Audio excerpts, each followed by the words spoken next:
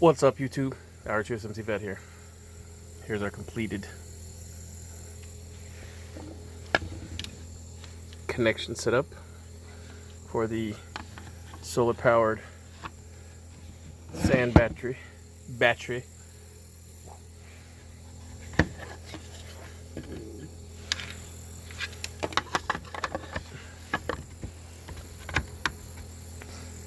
You know, can't put it on there with one hand, but there we go. Ta-da! More to follow. On this side here, we'll put the voltage drop regulator so that the battery doesn't drop below a certain point, so we don't mess up the lithium-ion batteries.